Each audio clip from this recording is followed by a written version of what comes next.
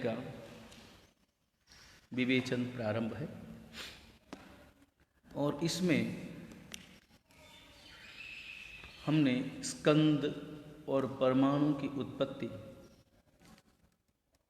इनके संबंध में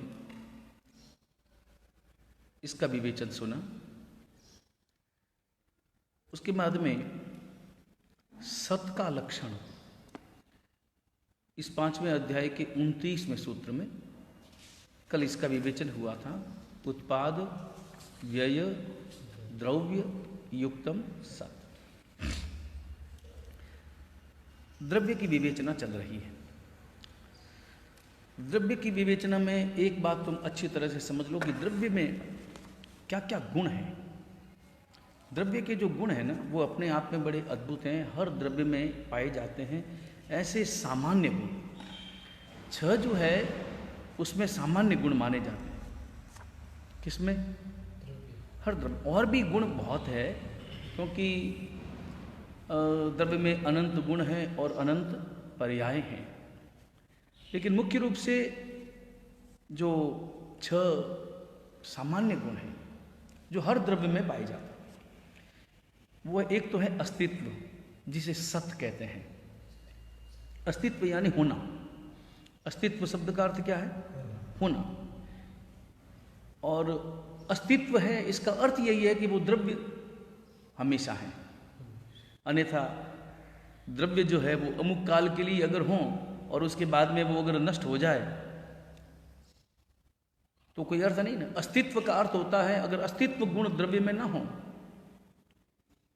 तो वो वस्तु कभी भी कायम नहीं हो सकती। इसलिए कोई भी द्रव्य है वो नित्य है, और नित्य होने के कारण से उसका अस्तित्व है। यही लक्षण है सत का। बराबर। पहला गुण है अस्तित्व, दूसरा गुण है वस्तुत्व। हर द्रव्य में, हर वस्तु में अपना वस्तुत्व गुण है, और वस्तुत्व गुण होने के कारण से जिस वस्तु का जो कार्य है वह कार्य उसके द्वारा संपन्न होता है। जिस वस्तु का जो कार्य है, जो कार्य उस वस्तु से हो सकता है, वह उस वस्तु से स्वाभाविक रूप से होता है। जैसे घट है, घड़ा। घड़े का कार्य क्या है? पानी को रखना, पानी को अपने में धारण करना। तो उस वस्तु में वस्तुत्व नाम का गुण है, इसलिए वह पानी को धारण करता है। और एक बात और, कि वह जो कोई भी द्रव्य होगा वह अपने ही गुण पर्यायों का जो उसका प्रयोजन है, प्रयोजनभूत जो कार्य है वो कर सकता है। किसी और दूसरे द्रव्य किसी और द्रव्य का कार्य नहीं कर सकता। जैसे दीवार में तुम्हें कील लगानी है, तो कील का कार्य क्या है? दीवार में या कहीं पर भी लग जाना, स्थान बना देना। तो कील का कार्य क्या घट कर सकता है? पुस्तक का कार्य क्या टेबल कर सकती है? तो कोई भी द्रव्य जिसका जो कार्य है वह अपना कार्य वही कर सकता है, वही द्रव्य कर सकता है। किसी और दूसरे द्रव्य का कार्य कोई दूसरा द्रव्य नहीं करता। ये गुण कौन सा है उसमें? वस्तुत्व। उस वस्तु का जो प्रयोजन है, प्रयोजनी भूत जो कार्य है, वो उसके द्वारा संपन्न होता है। अन्यथा अगर ये गुण उसमें ना हो तो ये संभव नहीं होता। तीसरा गुण है उसमें अस्तित्व, उसके बाद में वस्तुत्व, और उसके बाद में तीसरा जो उसमें गुण है वह है द्रव्यत्व। द्रव्यत्व इस गुण के कारण वह लगातार उसमें परिणमन चलता है। द्रव शब्द का अर्थ होता है परिणमन होना। द्रव्य यानी जिसमें लगातार परिणमन होता है, लगातार उसमें परिणमन होता रहता है। तो अगर मान लो परिणमन न हो तब तो वो सदाकाल एक सही रहेगा, और वो कभी होता नहीं। इसमें परिणमन, ऐसा कोई भी द्रव्य तुम्हें नजर नहीं आ सकता जो सदाकाल एक सा रहता हो। उसमें लगातार जो परिणमन है, जो परिवर्तन है, वो तो होगा ही होगा। अगर परिणमन नहीं होगा तो वह वस्तु जो है वो कूटस्थ नित्य हो जाएगी। कूटस्थ नित्य का अर्थ हुआ नित्य ही, फिर उसमें कभी कोई परिवर्तन संभव नहीं है। मगर इस जगत में कौन सा ऐसा द्रव्य है जिसमें परिवर्तन नहीं होता? परिवर्तन उसका स्वभाव है। बच्चा है तो युवा होगा।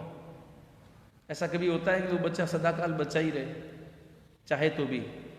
चाहते तो है ना, हैं? कई लोग चाहते हैं ना, तुम लोग भी चाहते हो ना कि हाँ कितना अच्छा हो, बचपन कितना अच्छा है, बच्चे होते तो कितना अच्छा होता, सभी प्यार करते, सभी खिलाते पिलाते उठाते गोद में लेते हैं और मनचाहा काम करते, खेलते कूदते। लेकिन ऐसा संभव है? हर वृद्ध चाहता है कि मैं सदाकाल युवा ही बना रहूं, मगर संभव है?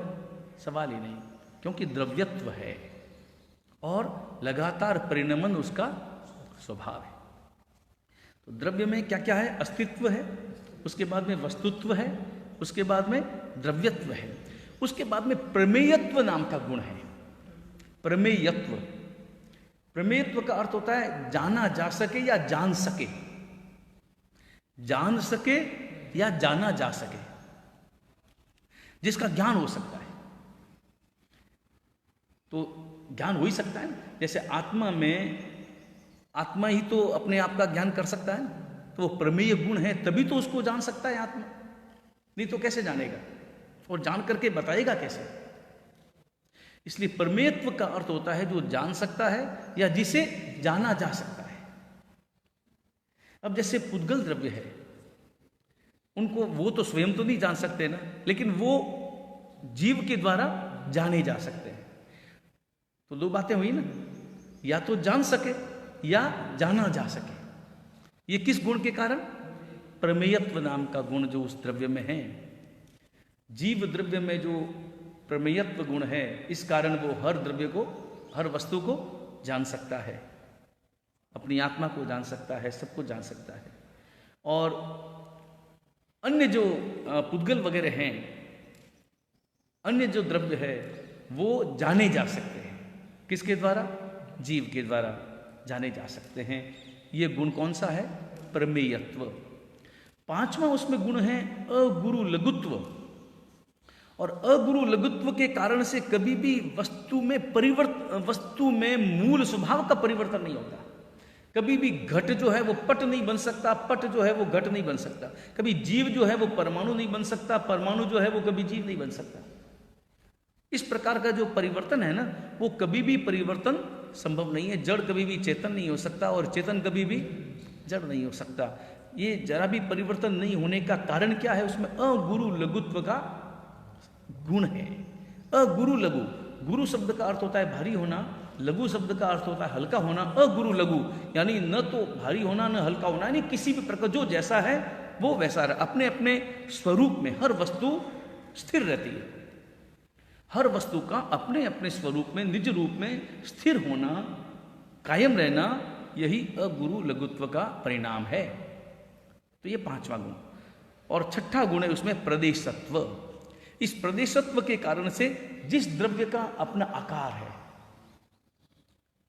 तो हर द्रव्य का अपना एक आकार जरूरी, आकार अवश्यमेव है, अपना अपना आकार होता है और वो अपने आकार में ही रहता है, हमेशा अपने अपने आकार में ही रहेगा। जैसा है वैसे ही अपने आकार में वो स्थिर रहता है। इसलिए जब मोक्ष होता है जीव का, तो वहां पर जीव किसी और जीव के साथ में मिक्स थोड़ी होता है, मिक्स नहीं होता है। उसका स्वतंत्र आकार है, स्वतंत्र रूप से वहां पर रहता है, अपनी अवगाहना में रहता है। और उसकी जो अवगाहना है ना, क्या अवगाहना है? अंतिम भव के, अंतिम भव की जो काया, उस काया की जो अवगाहना है, उसका 2/3 हिस्सा, उस आकार का बिल्कुल 2/3 हिस्सा, उतने आकार में वो वहां पर सिद्ध अवस्था में, मोक्ष में विराजमान रहता है। यह क्या है? यह प्रदेशत्व गुण का उसका परिणाम है। तो ये जो 6 गुण जो है, अब ये 6 गुण अगर समझ में आ जावे ना, तो एक द्रव्य का संपूर्ण जो अस्तित्व है, सामान्य गुण, ये उसके सामान्य गुण है, वो हमें समझ में आ जाते हैं। तो यहाँ सत की व्याख्या की, उत्पाद व्यय द्रव्य युक्तम सत, जिसमें उत्पन्न होना, स्थिर होना और ठहरना और विनाश होना, इस प्रकार के गुण जिसमें हों, वो सत कहलाता है। ये कल चर्चा इसकी हो गई, समझ में आ गई। अब यहाँ पर कभी कभी मन में आता है कि आप कहते हैं कि उत्पत्ति भी होती, विनाश भी होता है और ठहरता भी है, ये तीनों बातें कैसे समझ में आ जाती है? इसका अर्थ ये हुआ, ठहरता है इसका मतलब वो नित्य है, और उत्पत्ति होती है, विनाश हो जाता है, इसका मतलब वो अनित्य है। तो एक ही वस्तु नित्य भी कैसे और अनित्य भी कैसे, दोनों बातें एक साथ कैसे संभव हो सकती है? बोले संभव ऐसा हो सकती है, तुम पहले अच्छी तरह से नित्यत्व की व्याख्या समझ लो। नित्यत्व किसको कहते हैं वो पहले समझ लो, तो तुम्हें नित्य और अनित्य की व्याख्या में जो भेद है वो समझ में आ जाएगा। उनमें विरोधी गुण होने पर भी किस प्रकार एक ही वस्तु में दोनों बातें हो सकती है वो तुम्हें समझ में आएगी, मगर पहले तुम नित्यत्व की व्याख्या समझ लो। इसके लिए अगला सूत्र फरमाते हैं, तद्भावाव्ययम नित्यम, यानी जो वस्तु अपने भाव से कभी च्युत न हो, परिवर्तन होने पर भी जो मूल स्वभाव है तुम उसको देखो, वो नित्यत्व है। तुम परिवर्तन को मत देखो, जो परिवर्तन हो रहा है उसको देखोगे तो तुम्हें पता चलेगा कि अनित्य है, और उसमें परिवर्तन होने पर भी वो उसका जो मूल स्वरूप है उसमें किसी भी प्रकार का परिवर्तन नहीं हुआ, इसलिए वो नित्य है। ये नित्यत्व की व्याख्या है। परिवर्तन होने पर भी उसके मूल स्वरूप में जो वस्तु अपने मूल स्वभाव का त्याग नहीं करता वो नित्य है। ये नित्यत्व की व्याख्या है। अब ये नित्यत्व की जब व्याख्या समझ में आई तो भी ये फिर बाद में ये समझ में इसको सिद्ध कैसे करेंगे, ये नित्य क्या है, अनित्य क्या है, और एक ही वस्तु में नित्यत्व और अनित्यत्व ये दोनों एक साथ कैसे रह सकते हैं। तो यहाँ पर समझाते हैं कि रह सकते हैं, और इसी सिद्धांत का नाम है स्यादवाद। स्याद यानी अपेक्षा। स्याद शब्द का क्या अर्थ होता है? अपेक्षा। अपेक्षा यानी तुम्हारे कहने की जो दृष्टि है, तुम्हारा जो दृष्टिकोण है, अपेक्षा, तुम किस अपेक्षा से कह रहे हो, वो स्याद। वाद यानी अपेक्षावाद। अपेक्षावाद का अर्थ होता है जिसमें अपेक्षाओं के आधार पर बोला जाए, अपेक्षा के आधार पर जिसकी विवेचना की जाए, वो स्यादवाद कहलाता है। तो स्यादवाद की सिद्धि के लिए अगला सूत्र दिया, अर्पिता नर्पित सिद्धे है। यहाँ अर्पित यानी अर्पणा, अर्पणा यानी अर्पणा शब्द का अर्थ होता है अपेक्षा। तो अर्पित यानी अपेक्षा और अनर्पित यानी अपेक्षा का अभाव, अपेक्षा का अभाव। अब ये दोनों बातें एक ही वस्तु में हो सकती है, दोनों ही बातें, अपेक्षा भी और अपेक्षा का अभाव भी। अब तुम कौन सी अपेक्षा से कहते हो? जब तुम किसी एक बात को कहते हो, उदाहरण के लिए जैसे सिक्का है, सिक्का ने जैसे 5 रुपए का सिक्का लिया। अब 5 रुपए के सिक्के में 2 पहलू हैं, एक ऊपर और एक नीचे। अब ऊपर का जो पहलू है वो अगर तुमने ऊपर रखा तो नीचे वाला जो पहलू है वो छिप गया, वो दिखाई नहीं दिया। दिखाई कौन सा पहलू दे रहा है? जो ऊपर है। तो ऊपर वाला हिस्सा तुम दिखा रहे हो, तो नीचे वाला जो हिस्सा है वो छिप रहा है। तो इसका मतलब ये थोड़ी है कि नीचे वाला हिस्सा है ही नहीं। नीचे वाला हिस्सा है कि नहीं? नीचे वाला सिक्का है, नीचे वाला जो पहलू है वो है, मगर छिपा हुआ है, अभी प्रकट नहीं है। वही बात यहाँ पर समझा रहे हैं कि हर वस्तु में विरोधाभासी धर्म जो है वो मौजूद है। नित्यत्व भी है, अनित्यत्व भी है। अब तुम किस अपेक्षा से कह रहे हो, उस अपेक्षा के आधार पर वो कथन होता है। इसी का नाम है अर्पिता नर्पित सिद्धे है। ये सूत्र का जो अर्थ है वो कहते हैं कि एक ही वस्तु में नित्यत्व भी है, अनित्यत्व भी है। अब तुम किस अपेक्षा से कह रहे हो? द्रव्य की अपेक्षा से कहोगे तो नित्यत्व है, पर्याय की अपेक्षा से कहोगे तो अनित्यत्व है, और एक ही में। जैसे वृक्ष है, एक वृक्ष है ना। अब वृक्ष में तुम देखो, जब पतझड़ आती है तो पत्ते खिल जाते हैं, पत्तों का विनाश हो गया।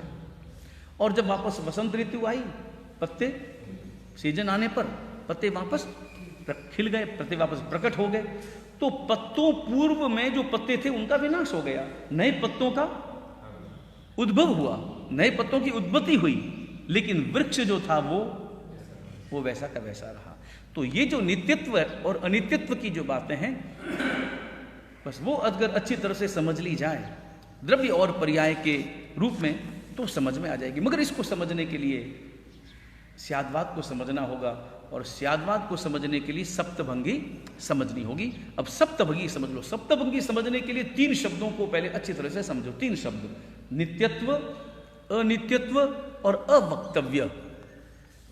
ये 3 शब्द है, नित्यत्व, अनित्यत्व और अवक्तव्य। नित्यत्व यानी नित्यत्व का अर्थ समझ में आ ही गया है कि जो उसका मूल स्वरूप है वो सदा कायम रहता है। अनित्य यानी जिसमें लगातार परिवर्तन होता है, बदलता रहता है, वो अनित्य है, लगातार बदलता जो रहे। और अवक्तव्य यानी जिससे कहा नहीं जा सकता, दोनों को एक साथ हम बोल नहीं सकते। एक ऐसा कोई शब्द नहीं है जिस नित्य और अनित्य इन दोनों के लिए कोई एक शब्द नहीं है कि उसकी व्याख्या हम एक ही शब्द में कर सकें। अब यहां पर यह समझें कि आत्मा के संबंध में अगर इसको घटाएंगे तो आत्मा क्या है, नित्य है या अनित्य है? क्या कहेंगे? आत्मा को क्या कहेंगे? नित्य कहेंगे या अनित्य कहेंगे? तो कहेंगे भी आत्मा तो नित्य है। आत्मा अगर नित्य है, इसका अर्थ क्या हुआ कि आत्मा नित्य ही है। आत्मा नित्य ही, अनित्य नहीं है। इसका अर्थ क्या हुआ? अनित्य नहीं है। लेकिन हकीकत तो यह है कि अनित्य भी तो है। पर्याय की अपेक्षा से आत्मा जो है वो अनित्य भी तो है। तो ये तो तुम्हारा वाक्य जो था वो असत्य हो गया। आत्मा नित्य है ऐसा तुम कैसे कह सकते हो? तब सुधार करो। तो उस वाक्य में सुधार किया तो पहला वाक्य बना, आत्मा अपेक्षा से नित्य है। क्या कहेंगे? अपेक्षा शब्द का प्रयोग किया। ये अर्पिता नर्पित शब्द है। अपेक्षा शब्द का प्रयोग किया कि आत्मा जो है वो अपेक्षा से नित्य है। बराबर, ये समझ में आ गया। लेकिन अपेक्षा से नित्य है तो कुछ वजन मालूम नहीं पड़ा, खाली नित्य है ऐसा ही कहा। लेकिन नहीं, इसमें जो है ना ही शब्द का भी प्रयोग करना पड़ेगा कि अपेक्षा से आत्मा नित्य ही है। जब नित्य है अपेक्षा से तो नित्य ही है, वहां अनित्य का कोई सवाल ही पैदा नहीं होता। तो आत्मा एक अपेक्षा से नित्य ही है, एक अपेक्षा से नित्य ही है, लेकिन दूसरी अपेक्षा से अनित्य ही है। जिस अपेक्षा से नित्य है उस अपेक्षा से नित्य ही है, और जिस अपेक्षा से अनित्य है उस अपेक्षा से अनित्य ही है। बराबर, जैसे द्रव्य की अपेक्षा से आत्मा जो है वो द्रव्य की अपेक्षा से नित्य ही है, वहां पर नित्य ही है, वहां अनित्य नहीं है। और पर्याय की अपेक्षा से वो अनित्य ही है। तो यहां पर 2 वाक्य बने। इन 2 वाक्यों को अच्छी तरह से समझ लो कि आत्मा अपेक्षा से नित्य ही है, पहला वाक्य। दूसरा वाक्य है आत्मा अपेक्षा से अनित्य ही है। अनित्य ही शब्द का प्रयोग क्यों किया? क्योंकि जिस अपेक्षा से अनित्य है उस अपेक्षा से अनित्य ही है। जिस अपेक्षा से आत्मा नित्य है उस अपेक्षा से आत्मा नित्य ही है। बराबर, ये 2 वाक्य समझ में आ गए। अब यहां पर कहेंगे भाई नित्य और अनित्य दोनों एक साथ, या तो आप नित्य कह रहे हैं या पर अनित्य कह रहे हैं, तो लेकिन ऐसा कोई एक शब्द कि जिसमें नित्यत्व और अनित्यत्व दोनों एक साथ कहा जा सके, ऐसा वाक्य कौन सा है? तो बोले ऐसा वाक्य तो कोई है ही नहीं, कहीं नहीं जा सकता। कोई ऐसा शब्द नहीं है, कोई ऐसा शब्द नहीं है जिसके माध्यम से ये कहा जा सके कि आत्मा नित्य ही है और आत्मा अनित्य ही है। दोनों वाक्यों का प्रयोग अलग से करना पड़ेगा। तो इसके लिए फिर तीसरे वाक्य का प्रयोग किया गया और ये कहा गया कि आत्मा जो है वो अवक्तव्य ही है। एक साथ उभय स्वरूप यानी दोनों स्वरूप। दोनों कौन से स्वरूप? नित्यत्व और अनित्व की अपेक्षा से दोनों स्वरूपों से ये जो आत्मा है वो कैसी है? अवक्तव्य ही है। ये 3 वाक्य बन गए। बस ये 3 वाक्य मुख्य है। यूं देखा जाए तो मुख्य तो 2 ही वाक्य है। इन दोनों वाक्यों और इन तीनों वाक्यों के आपस में मिलन से सप्तभंगी बनती है, और यही स्याद्वाद है। ये जो सप्तभंगी बनती है, इन सप्तभंगी का नाम सुना है ना? सप्तभंगी अपने आप पर जो चलती है, तो इस प्रकार से ये 7 वाक्य बनते हैं। अब देखो पहला वाक्य क्या बनेगा? आत्मा स्यात् नित्य एव। आत्मा स्यात् नित्य एव। आत्मा स्यात् यानी अपेक्षा से, आत्मा जो है वो अपेक्षा से नित्य ही है। बराबर। दूसरा वाक्य है आत्मा अपेक्षा से अनित्य ही है। अनित्य ही तो है। तो सदा काल में, अगर जैसे मान लो मैं इस आकार में हूं तो क्या सदा काल इस आकार में रहूंगा? इस जीवन में, एक जीवन में भी मैं एक आकार में नहीं रह सकता।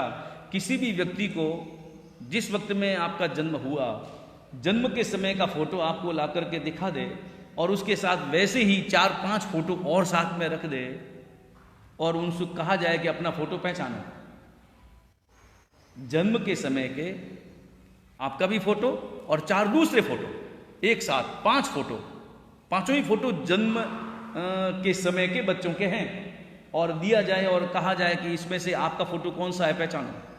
कोई पहचान सकता है? सवाल ही पैदा नहीं होता। क्यों नहीं पहचान सकता? क्यों? वही तो हो तुम कि दूसरे हो? जो बच्चा है वही तो तुम हो ना।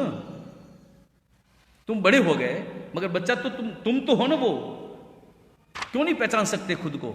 इसलिए नहीं पहचान सकते क्योंकि परिवर्तन हो गया, बदलाव हो गया। और ये बदलाव कब हुआ? बदलाव कौन से क्षण हुआ, कौन सी तारीख को हुआ? ये बदलाव तो लगातार हो रहा है। ये बदलाव लगातार हो ही रहा, हर पल हर समय हो रहा। हर सेकंड तो बहुत बड़ा समय है, हर समय लगातार परिवर्तन, लगातार बदलाव जो है वो स्वाभाविक रूप से हो रहा है, तो अनित्य है। तो मैं भी की दृष्टि से, आत्मा की अपेक्षा से मैं उस द्रव्य से मैं नित्य ही हूं, लेकिन पर्याय की अपेक्षा से मैं अनित्य ही हूं। इस अपेक्षा से मैं अनित्य, अपेक्षा से मैं, दूसरा वाक्य बना आत्मा स्यात् अनित्य एव, बराबर, दूसरा वाक्य बन गया। अब तीसरा वाक्य बना, इसका मतलब दोनों को संयुक्त कर दिया जाए तो तीसरा वाक्य बन गया आत्मा स्यात् नित्य एव, आत्मा स्यात् अनित्य एव। दोनों को मिक्स कर दिया, एक साथ कह दिया। जैसे मान लो संघात भेद और संघात भेद, ऐसा कहते हैं। इसलिए नित्य अनित्य, नित्यानित्य। आत्मा अपेक्षा से नित्य ही है, आत्मा अपेक्षा से अनित्य ही है, और आत्मा अपेक्षा से नित्य भी है और आत्मा अपेक्षा से अनित्य ही है। इस प्रकार 3 वाक्य बन गए। चौथा वाक्य है आत्मा स्याद् अवक्तव्य एव, क्योंकि अपेक्षा से अवक्तव्य ही है, उसे अच्छी तरह से कहा नहीं जा सकता।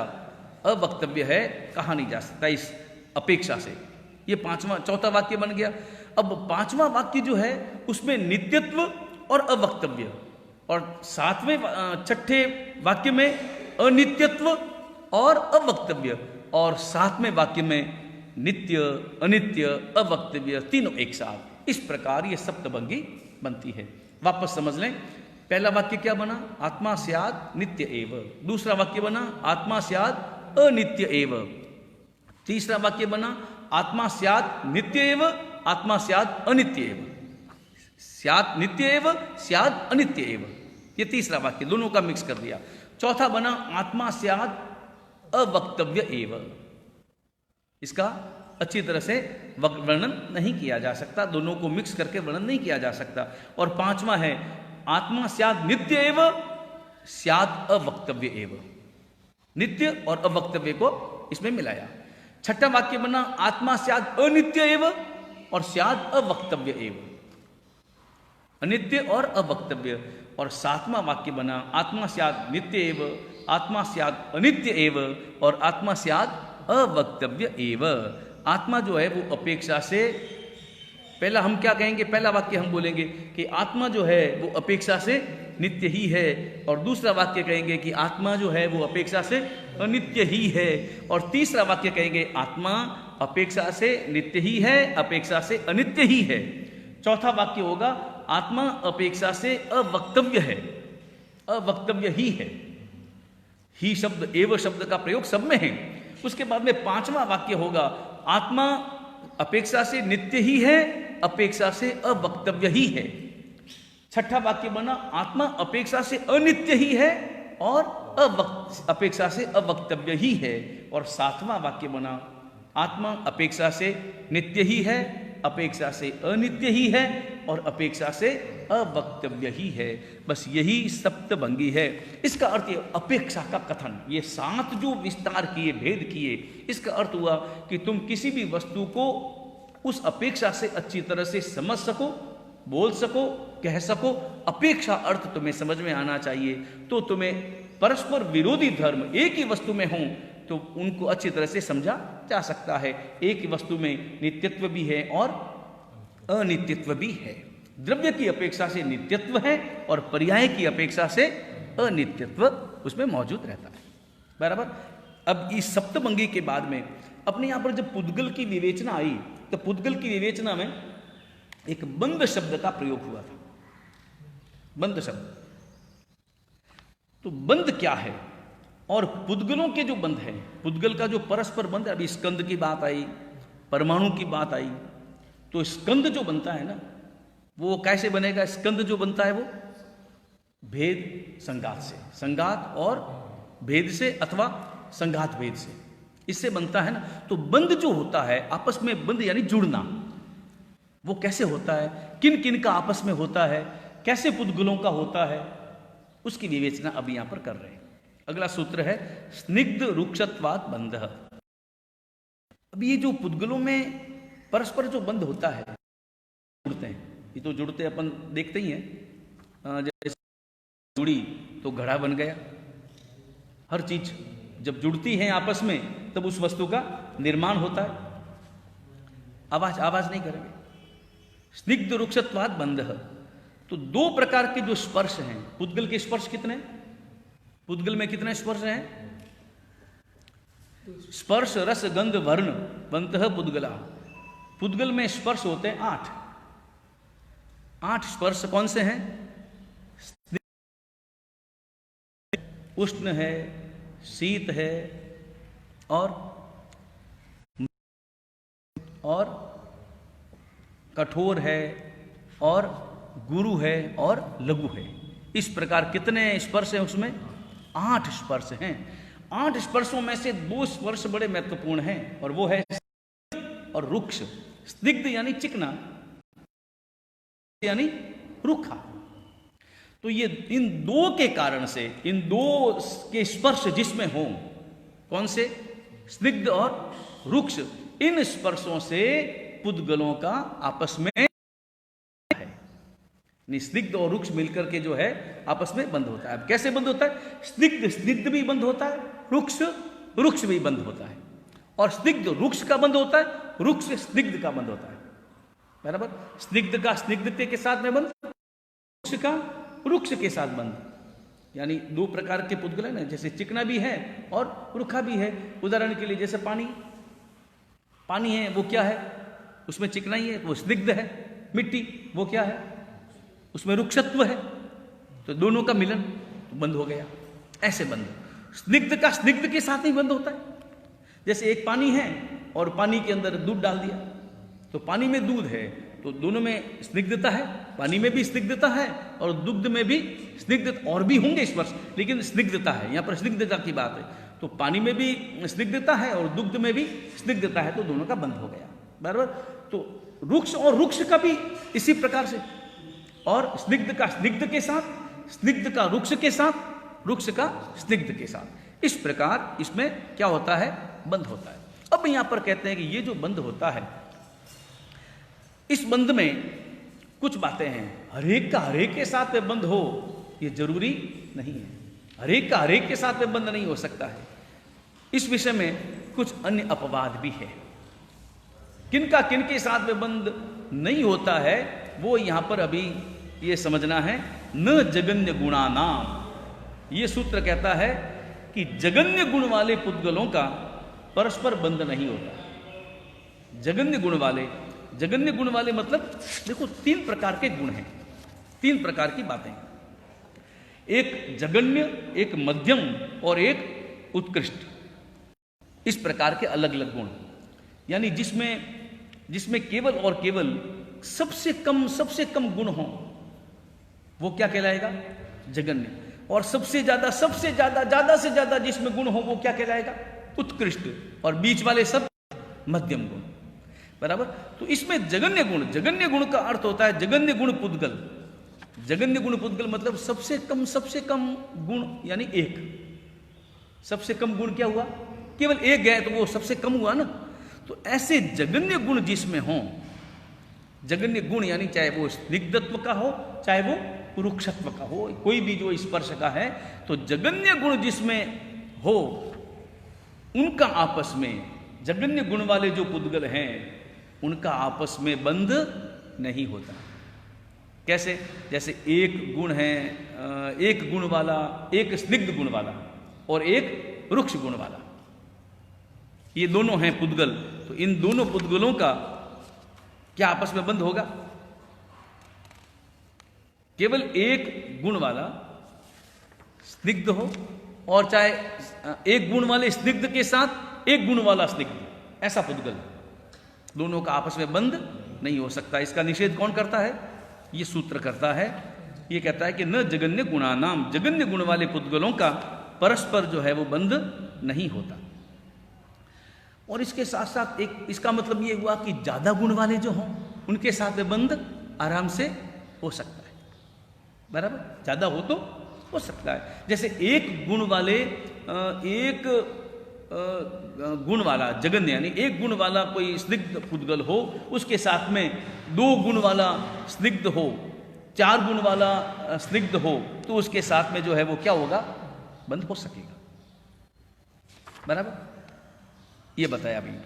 लेकिन इसके बाद में एक और बात बताते हैं कि ये बंध के विषय में, ये जो तीन सूत्र है ना बंध के विषय में, एक तो सूत्र है न जगन्य गुणानाम, दूसरा सूत्र है गुण साम्य सदृशानाम, और तीसरा सूत्र है द्वैदिकादि गुणानाम तू। इन तीनों सूत्रों को एक साथ अगर हम समझेंगे ना तो ही हमें समझ में आएगा कि किस प्रकार के पुद्गलों का, किस प्रकार के पुद्गलों के साथ आपस में बंध होता है, कितने गुण वाले होने चाहिए, कितने कम से कम गुण वाले या अधिक से अधिक गुण वाले हों तो किस प्रकार उनका आपस में बंध हो सकता है। ये इन तीनों सूत्रों में अच्छी तरह से हमें समझने को मिलेगा। लेकिन आज का समय पूरा हुआ, हम इनका विवेचन जो है वो कल की वाचना में करेंगे। वीतराग परमात्मा की आज्ञा विरुद्ध कुछ भी कहा गया हो, मिच्छामि दुक्कडम। सर्व मंगल मांगल्यम सर्व कल्याण कारणम प्रदानम सर्व धर्माणाम जैनम जयति शासनम।